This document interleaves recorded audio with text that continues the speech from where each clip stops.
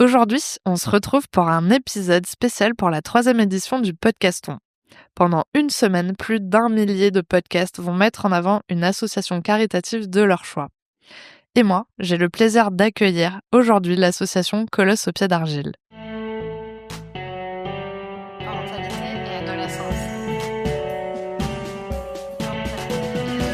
Bonjour et bienvenue sur Parentalité et Adolescence, le podcast qui vous donne des outils et des clés dont vous avez besoin grâce à des interviews d'experts sur divers sujets autour de l'adolescence.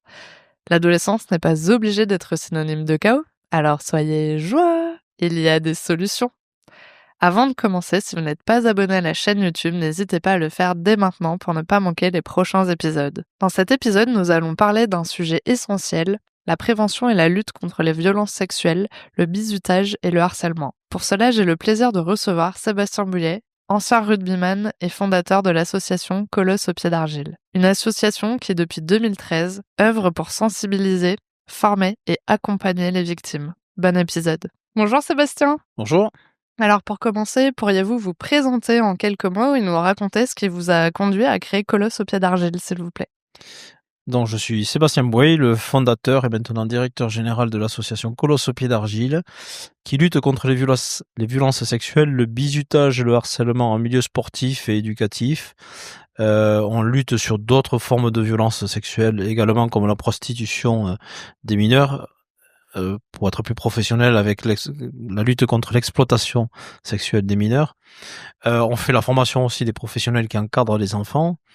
Et bien sûr, une chose qui est indissociable, une action qui est indissociable à notre combat, c'est l'accompagnement des victimes sur l'aspect psychologique et juridique. Très bien. Sans limite de temps et de fréquence et totalement gratuit. Ok, super. Et donc, est-ce que vous pouvez nous expliquer pourquoi vous avez créé cette association? Alors, Colosse au pied d'argile, elle est née de mon histoire personnelle. J'ai moi-même été violé dans mon enfance de mes 11 ans et demi à 17 ans.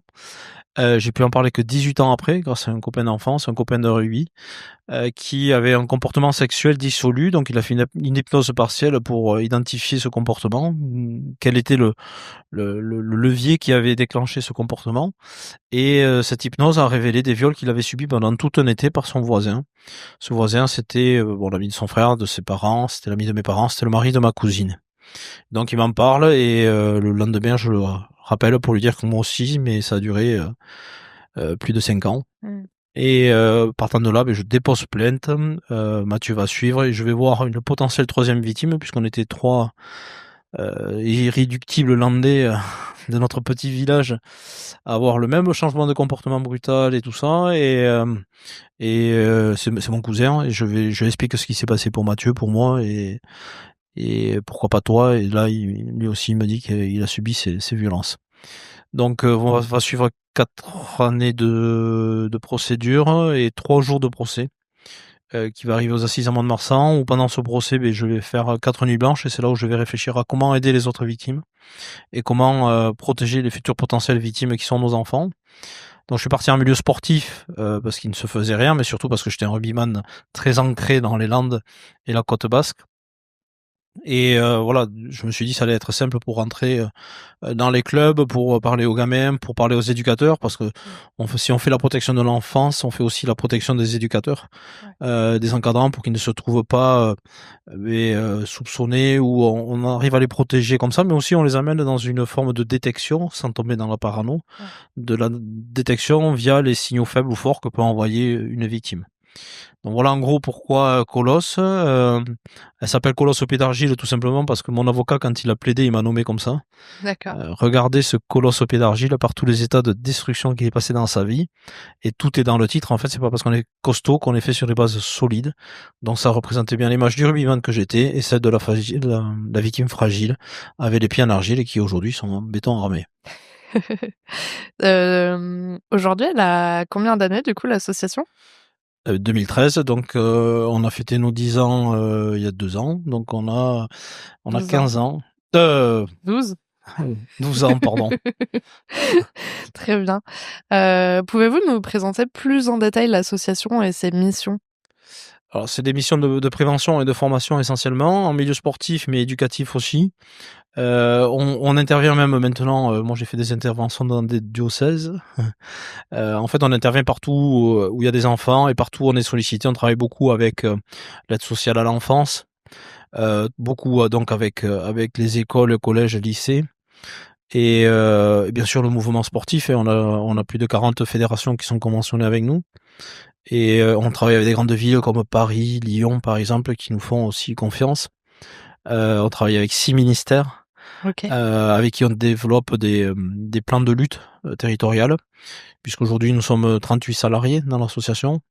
Les seuls bénévoles qu'il y a, ce sont les membres du conseil d'administration, qui sont tous rattachés à une commission. Cette commission est tenue par un professionnel dédié à la commission D'accord. thématique. Donc on intervient aussi sur le public en situation d'handicap, puisque malheureusement leur vulnérabilité les expose encore plus à ces violences sexuelles. Donc voilà, on a vraiment un travail transversal et je dirais que pour aller au bout de la démarche, on intervient aussi face aux auteurs pour éviter la récidive, toujours dans un souci de protection de l'enfance, en évitant la récidive. C'est un travail qu'on fait en partenariat avec la PJJ. D'accord. Donc un travail toujours autour du sport, parce que nous l'ADN c'est quand même le sport et ce sont des choses qui fonctionnent très bien. Malheureusement, le constat qu'on peut faire sur ce public-là, c'est que souvent il a été victime dans son enfance et qui n'en a jamais parlé, d'où l'importance de cette prévention primaire dès le primaire justement pour apprendre aux enfants à se protéger, à libérer leurs paroles s'ils ont été victimes, pour éviter qu'ils passent sur le volet obscur du sujet et reproduisent les actes qu'ils ont subis. Donc en fait, il y a vraiment pas mal d'interventions sur le terrain. Mais l'année dernière, on a fait plus de 3000 interventions. OK. On n'a pas d'équivalent aujourd'hui, on n'a pas trouvé en tout cas, enfin on n'a pas trop cherché, mais on le sait avec les associations partenaires ou les ministères, enfin on est celle qui intervient le plus sur le terrain. Aujourd'hui, Colosse au pied d'argile, c'est plus d'un signalement tous les 2 jours. OK. Donc on est vraiment un acteur, on a vraiment un impact sociétal. Donc voilà, donc c'est top. 38 salariés, on a sensibilisé l'année dernière et formé plus de... on a dépassé les 100 000 personnes en présentiel ou au distanciel avec la visio. OK. Mais donc voilà. il y a d'une part les interventions dans les établissements, dans les collectivités et une autre part plutôt de formation. Exactement. OK, et la formation s'adresse à tous les professionnels? Tous les professionnels qui encadrent des enfants. OK, voilà. Très bien. Bah, du coup, vous m'avez donné quelques chiffres. Est-ce que vous avez d'autres chiffres à nous partager sur l'ampleur un petit peu du phénomène en France aujourd'hui? Alors, les chiffres, oui, je peux vous en donner, mais malheureusement, quand on parle de 160 000 enfants victimes par an, si on divise ce chiffre par 100 départements et par jour, ça fait que 4 victimes par jour par département.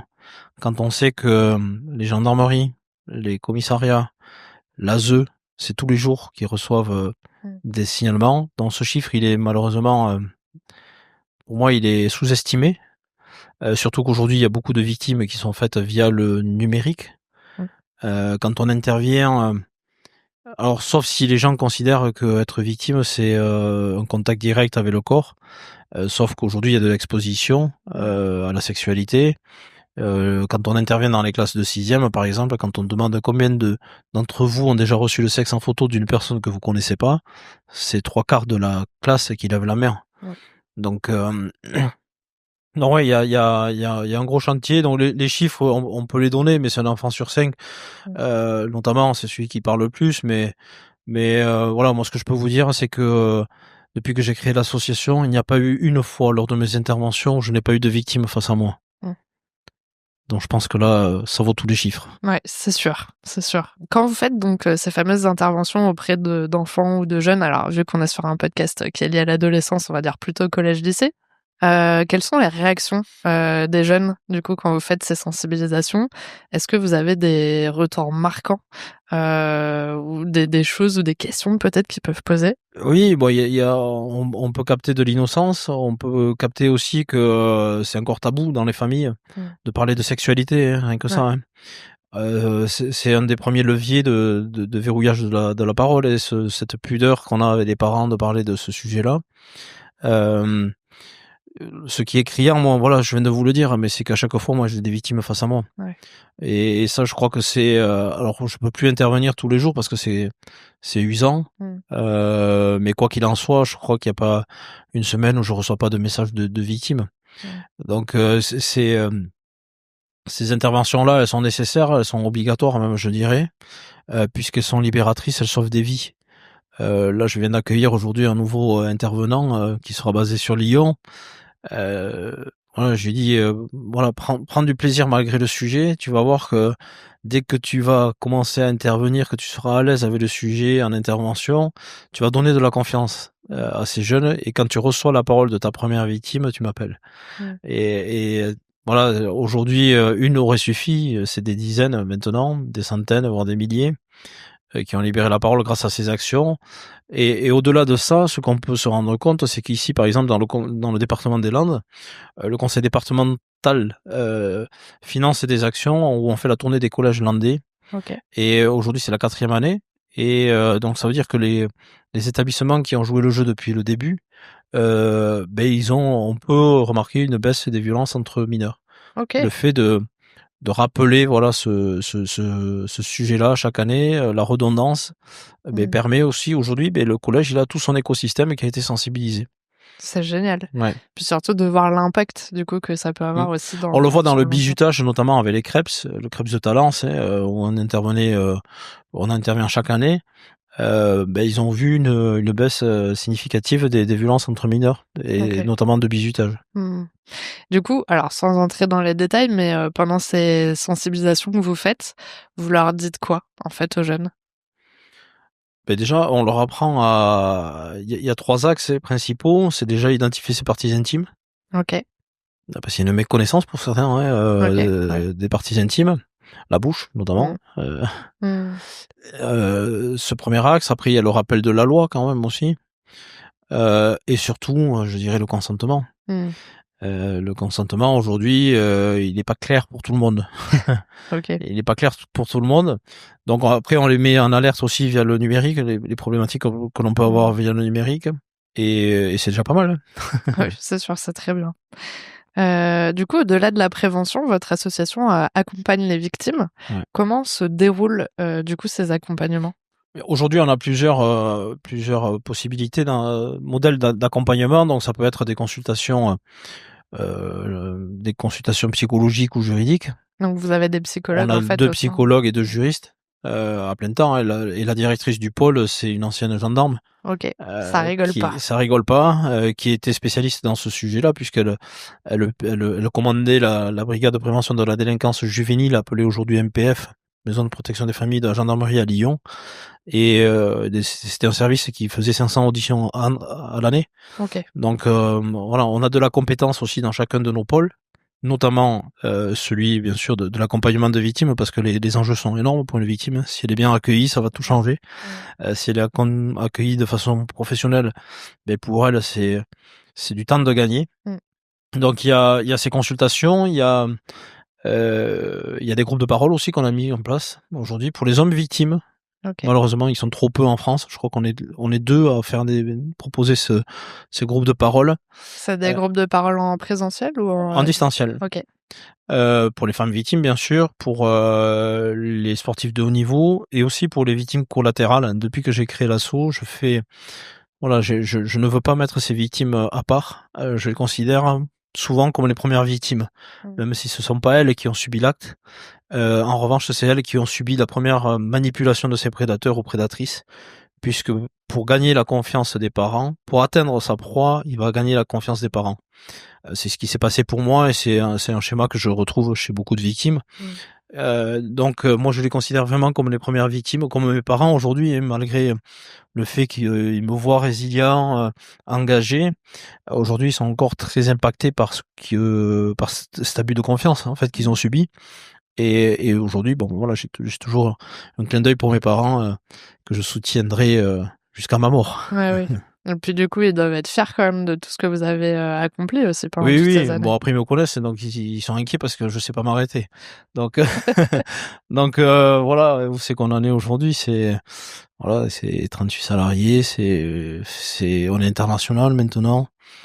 Donc, Vous êtes dans quel pays? en Colosso Compiègne de Barro, Ok, en Argentine, bon, qui est en veille, et en Espagne, qui est d'accord. un peu plus dynamique. Mais Donc, ce sont que des bénévoles. L'objectif prochain, là, c'est d'essayer de professionnaliser notre antenne espagnole pour justement intervenir là-bas aussi, hein, comme ils le font déjà, mais pas à l'échelle que nous avons ici. et je sais que j'ai vu du coup que vous aviez un système d'ambassadeurs. Oui, alors les sportifs de haut niveau nous soutiennent. Mm. Euh, voilà, c'est important aussi parce que ce sont des sportifs qui sont engagés déjà, souvent parents aussi, Mm. certaines victimes aussi. Et ce sont surtout ils peuvent véhiculer des messages de prévention assez puissants puisque ils sont suivis par de nombreux gamins, hein, Ouais. ou ados. Donc les messages, voilà, on a un impact un peu plus important avec leur soutien aussi. Mm. Merci beaucoup en tout cas pour toute cette présentation sur l'association. Alors on va arriver vers la fin des questions et c'est la fameuse question du coup pour les auditeurs. Est-ce que vous avez un message à transmettre aux personnes qui nous écoutent aujourd'hui?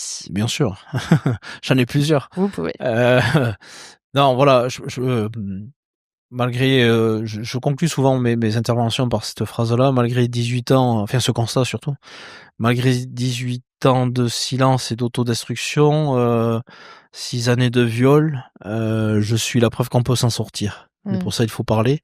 La honte doit changer de camp. On n'est pas coupable, on est victime. Et donc il faut parler à des associations comme la nôtre. Il y en a de plus en plus, à des psys, à des gendarmes. Il faut être accompagné. Parler à son livre, c'est bien, Ouais. mais parler à un humain, c'est mieux. Donc l'écriture peut commencer à préparer la victime, mais voilà, l'importance, c'est que si on garde ce mal en soi, ça peut développer des maladies aussi, Mm. irréversibles pour certaines. Donc ces violences sexuelles sont pas anodines. Voilà, quand j'interviens dans les diocèses, on me dit mais le pardon. Je leur dis clairement qu'il n'y a pas de place avec le pardon Mm. sur une victime, même si ça peut être un premier départ de la résilience, le pardon, mais aujourd'hui, enfin, le pardon ne peut pas se substituer à un accompagnement psychologique vu l'impact qu'ont ces violences sur une personne. Mm. Ça, c'est pour le conseil. Pour mon coup de gueule, parce qu'il en faut toujours un. Je rigole quand même. Non, aujourd'hui, on mène un combat qui dérange, mais qui ne devrait pas être genré. Moi, c'est ce qui me... Voilà, il y a des personnes ou des mouvements qui, par leurs convictions, vont cliver ce combat. Moi, je suis féministe, comme beaucoup d'hommes. On n'est pas pour, on est pour la cause des femmes. On n'est pas pour qu'une femme subisse des violences, que ce soit dans les transports ou dans le huis clos de familial. Mais aujourd'hui, c'est pas en opposant les genres qu'on va avancer. Mm. On parle des enfants victimes et des femmes victimes. Pourquoi les hommes, du moment qu'ils sont majeurs, sont invisibilisés de ce combat? Voilà, c'est le truc qui me dérange un peu. Les chiffres augmentent aussi des femmes auteurs, puisque les hommes parlent de plus en plus. Donc ils ont souvent été agressés par des femmes aussi, même par des hommes bien sûr, mais les femmes aussi. Donc voilà, ne genrons pas, faisons cause commune, faisons bloc ensemble, et c'est pas parce qu'on est un homme qu'on est un potentiel prédateur. Merci pour ce message. Et pour finir, comment peut-on soutenir l'association? Où on peut trouver toutes les informations du coup pour en savoir plus, suivre un petit peu ce qui se passe ou s'engager à vos côtés? Colos.fr, notre site, on a un pôle communication qui est très dynamique, on est très présent sur les réseaux, on a une bonne communauté aussi maintenant, très engagée. Donc voilà, et devenez adhérent, c'est déjà nous soutenir. Bon, le nerf de la guerre, quand on est association, c'est les finances. L'adhésion, c'est 10 €, donc c'est pas, je pense pas, c'est pas grand chose, Mmh. même si ça peut être compliqué pour certains. Mais voilà, il n'y a pas de petits dons, donc il faut pas hésiter à soutenir les associations en général. Alors la nôtre, tant mieux, mais on est tous, quand on est une association employeur, malheureusement, on paye l'URSSAF, on paye toutes les charges comme une société. On n'a pas de passe-droit. Pourtant, on est reconnu d'utilité publique. Et nous, ce qu'on donne à l'État, ça pourrait permettre de mettre 3 postes sur le terrain pour sensibiliser et protéger encore plus d'enfants. Donc c'est nous soutenir de. Alors, malheureusement, on ne prend pas de bénévoles parce que le sujet est tellement délicat que moi j'étais moi-même au début en tant que bénévole confronté à ces limites du bénévolat. Donc c'est pour ça qu'on est que des professionnels sur le sujet. Du coup, vous avez été formé en cours de route ou vous avez passé des formations, vous, ou pas spécialement? Alors oui, au début quand j'ai créé l'asso, en fait, je me suis entouré que des professionnels qui m'ont accompagné. Donc c'était un capitaine de gendarmerie, c'était mon avocat qui est devenu mon parrain et qui est devenu aussi le président de l'asso. C'était ma psychologue, victimologue et criminologue. Donc au début, ça a été beaucoup de documentation. J'ai été formé aussi petit à petit et je suis quelqu'un d'autodidacte aussi, mais toujours soutenu par des professionnels parce que voilà, le sujet est tellement vaste. On nous nomme des fois d'experts. Bon, pour être expert sur le sujet, il est tellement large que on va rester humble. On a beaucoup de connaissances qu'on partage à beaucoup de personnes, mais de là à en être expert, alors peut-être expert dans la mise en place de plans de lutte fédérale, parce qu'on a vraiment un modus operandi qui est cohérent, pragmatique, mais enfin voilà. Donc, je sais plus ce que je disais d'ailleurs. Non, il faut soutenir les associations et voilà. Merci beaucoup, Sébastien. Merci à vous. Merci d'avoir regardé la vidéo jusqu'au bout. J'espère qu'elle vous a plu. N'hésitez pas à aller découvrir sur le site podcaston.org les autres associations à travers différents podcasts. C'est aussi l'occasion, si vous en avez la possibilité, de faire un don à l'association Colosse au pied d'argile directement sur leur site ou bien en passant par le podcaston.org. Merci et à la semaine prochaine.